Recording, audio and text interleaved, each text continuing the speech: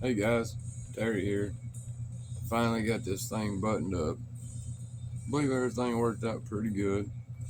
Um, it was a little bit of a job. It needed done. It turned out well. I'll give you guys a look.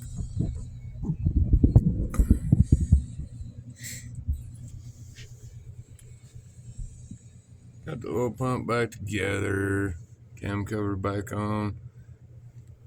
I had this bitchin' old school oil gauge, oil pressure gauge I installed while I was in there.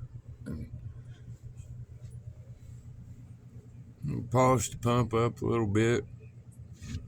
Sorry for the shaking. But can't fire her up tonight. Unfortunately, I live in the country, but I do have neighbors who don't appreciate Harley as much as I do. Oh, trip over this damn lift again. But anyway, guys, that's today's project, or the last few days' project completed.